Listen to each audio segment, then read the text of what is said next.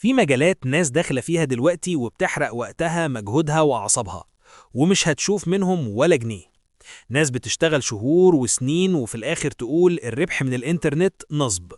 المشكلة مش في الإنترنت، المشكلة إنك دخلت من باب غلط. ركز معايا للدقيقة دي عشان ممكن تكون بتفكر تدخل مجال لو دخلته هتندم. أهلا بيك في قناة ابدأ صح. لو بتتفرج عليا دلوقتي فأنت غالبا واحد من اتنين، يا إما لسه بتبدأ وعايز تمشي صح من الأول، يا إما جربت كذا حاجة قبل كده وما جاتش نتيجة. خليك فاهم، الفيديو ده معمول عشان يوفر عليك تعب كبير. لايك بسيط منك بيفرق، واشتراكك دعم حقيقي يكملنا. واللهم صل وسلم وبارك على سيدنا محمد. النهاردة هقولك بصراحة ومن غير تزويق 3 مجالات للربح من الإنترنت أنا شخصياً منصحش أي مبتدئ يدخلها. ومش عشان هي حرام أو فاشلة، لأ، عشان توقيتها غلط عليك وعقليتك كمبتدئ مش هتستحملها. وفي آخر دقيقة هقولك على البديل اللي شايفه أسرع وأذكى طريق دلوقتي لو عايز تشوف دولار حقيقي مش وعود. خليك معايا للآخر. بص يا بطل، خلينا نبدأ من نقطة مهمة قوي. أي حد بيكسب من الإنترنت دلوقتي عدى بمرحلة فشل، بس الفرق بين اللي كمل واللي ساب إن الأول اختار مجال يناسب مرحلته، والتاني دخل مجال أكبر منه. أول مجال بقى، وخلي بالك عشان ده منتشر بشكل مرعب، المجال الأول الدروب شيبينج.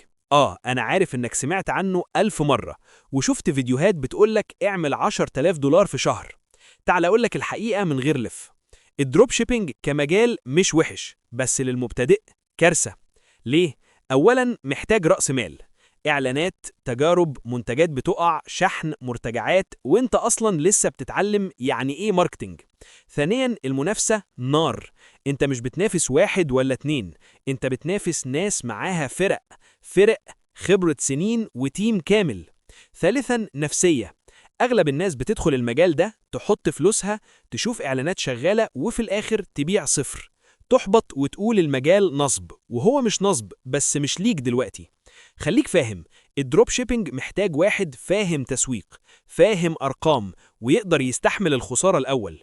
لو أنت لسه بتبدأ ابعد. المجال التاني التداول والكريبتو، وده بقى موضوع حساس قوي. أنا مش ضد التداول ولا ضد الكريبتو، بس ضد إن مبتدئ يدخلهم وهو فاكرهم ماكينة فلوس. أكبر كدبة اتقالت على الإنترنت: ادخل صفقة واكسب في ساعة. الحقيقة 90% من اللي دخلوا المجال ده خسروا. ليه؟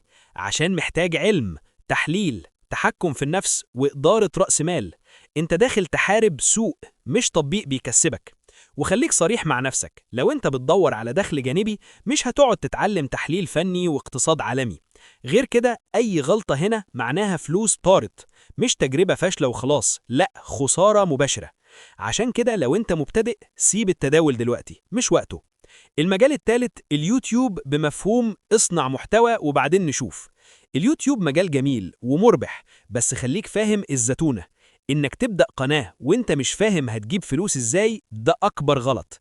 ناس بتشتغل سنة، تنزل 100 فيديو وفي الآخر تكتشف إن الأرباح ضعيفة، أو القناة قفلت، أو الإعلانات مش شغالة في بلدها.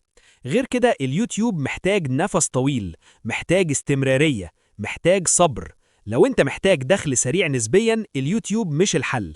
يبقى لحد هنا قلنا 3 مجالات: دروب شيبينج، تداول، يوتيوب بدون خطة. مش وحشين بس مش ليك دلوقتي. طيب السؤال المنطقي، أعمل إيه؟ أدخل منين وأبدأ إزاي من غير وجع دماغ؟ هنا بقى نخش على الكنز الحقيقي. بس ركز معايا قوي. أسرع طريق شفته للمبتدئين دلوقتي ومن غير رأس مال هو الدايركت لينك.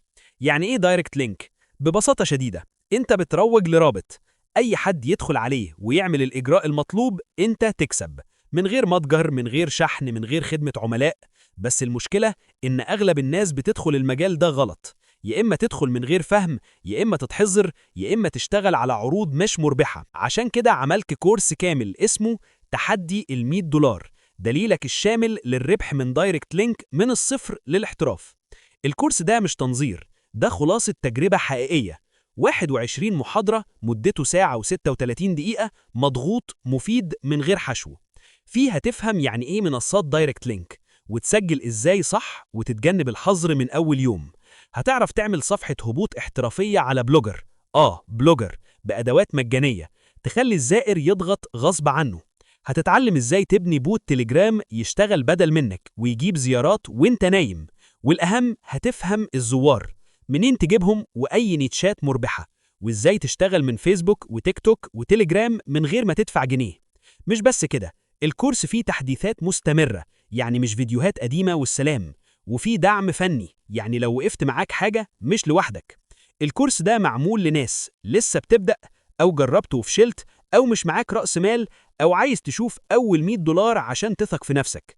لو أنت واحد من دول، الكورس ده معمول ليك. مش بقولك ده طريق سحري، بس بقولك ده طريق واقعي. وفي الآخر خلينا أقولك كلمة أخيرة: ما تحرقش نفسك في مجال مش جاهز له. ابدأ صح واختار المعركة اللي تقدر تكسبها. لو استفدت، لايكك بيفرق، واشتراكك دعم كبير، وفيديوهات جاية هتفهمك حاجات ناس كتير مش بتحب تقولها. سبحانك اللهم وبحمدك، أشهد أن لا إله إلا أنت، أستغفرك وأتوب إليك.